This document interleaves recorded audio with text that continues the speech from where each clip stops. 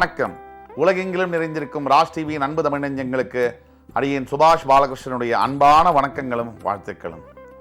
இன்று 28 மே 2024 தேதியில் தேய்பிரையில் பஞ்சமி திதியில சந்திராஷ்டமம் என்பது ரோகிணி நட்சத்திரத்திற்கு வருகிறது. 12 ராசிகளுக்கான பிரத்யேக பலனை விரிவாக பார்ப்போம். மேஷராசி அன்பர்களுக்கு இன்று வெற்றிகளை தரக்கூடிய நாள். எந்த ஒரு விஷயத்தையும் ஆர்வத்துடன் நீங்கள் செய்யும் பொழுது உங்களுக்கான வெற்றி உங்களை வந்து சேரும். காரியத்திற்கு பெயர் போன நீங்கள், அதாவது டாஸ்க் மாஸ்டர்ஸ் என்பது நீங்க தான். அதற்கு பெயர் போன நீங்கள் இன்று செய்து முடிக்கக்கூடிய அத்துணை காரியங்களுக்கும் வெற்றி என்பது நிச்சயம். சிவராசினியர்கள் பெரும்பாலானவர்களா நீங்க உங்களுடைய உடல் ஆரோக்கியத்தில் கவனம் எடுத்துக்க மாட்டீங்க. சந்திரன் உச்சம் பெறுகின்ற ராசி என்பதனால் முக அழகு மட்டும் முக்கியம் இல்லை, உடல் ஆரோக்கியம் என்பது முக்கியம். சில பேர் பார்க்கறதுக்கு அழகா இருப்பாங்க, உள்ளுக்குள்ள ஒரு 55 வியாதி இருக்கும். சில பேர் பார்க்கறதுக்கு அவ்வளவு நல்லா இல்லைனா கூட ஆரோக்கியத்துடன் இருப்பார்கள். ஸோ ஆரோக்கியம் என்பது முக்கியம். உடல் ஆரோக்கியம் மன ஆரோக்கியத்தோடு சம்பந்தப்பட்டது. உடல் ஆரோக்கியம் இல்லைன்னு சொன்னா மனசு வேலை செய்யாது. ஆக இன்று சரியான நேரத்தில் உணவு உண்பதும் தூங்குவதும் உங்களுக்கான நல்ல விஷயம். மிதுன ராசி அன்பர்களுக்கு எந்த காரியத்தை எடுத்தாலும் இன்று வெற்றி உண்டு.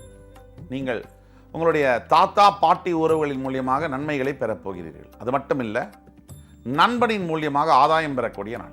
இன்று ஏதோ ஒரு புது விஷயம் நீங்கள் செய்யறதுக்கான முயற்சியில் நீங்கள் ஈடுபடுவீங்கள். அந்த புது விஷயம் என்பது உங்களுடைய வாழ்க்கையில் மிக முக்கிய திருப்பங்களை.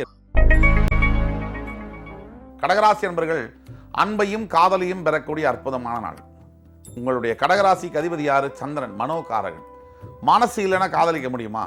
அப்ப கடகராசியில் இருக்கக்கூடியவர்கள் தாயுள்ளம் படைத்த நீங்க தான் மற்றவங்கள்ட்ட பாசமா இருப்பீங்க இல்லையா? இன்னைக்கு உங்கள்கிட்ட எல்லாரும் பாசமா இருப்பாங்க.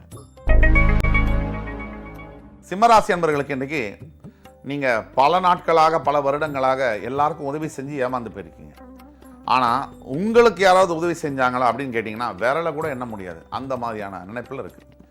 இன்று இதெல்லாம் முறியடிக்கக்கூடிய வகையில் நீங்கள் கேட்ட உதவியை கேட்ட நபரிடமிருந்து பெறப்போகிறீர்கள். கன்னிராசியினர்கள் இன்றைக்கு போட்டிகளும் பயங்கர சவால்களும் நிறைந்த நாளாக வருகிறது. எத்தனை சவால்கள் வந்தாலும் அத்தனையும் தோற்கடித்து வெற்றியை நீங்கள் கண்டே தீருவீர்கள். துலாம் ராசி அன்பர்களுக்கு உங்களை சுற்றி இருக்கிறவங்க உங்களை பயங்கரமா டெம்ப்ட் பண்ண போறாங்க, இன்டிமிடேட் பண்ண போறாங்க, கோபப்படுத்த போறாங்க. இந்த மாதிரி சமய சந்தர்ப்பத்தில் நீங்க எப்படி இருக்குன்னு சொன்னா அமைதியையும் நிதானத்தையும் கடைபிடிக்க வேண்டும்.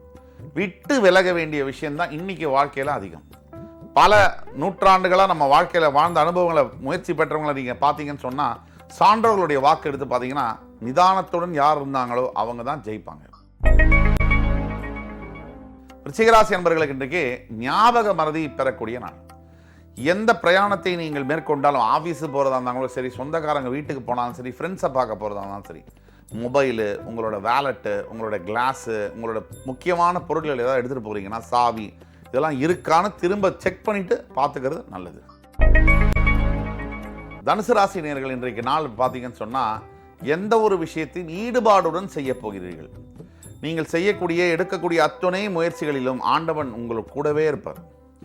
இன்றைக்கு நீங்கள் எந்த புதிய முடிவை எடுத்தாலும் கூட அந்த முடிவு உங்களுடைய வாழ்க்கையில் மிகப்பெரிய பங்கை ஆற்றும்.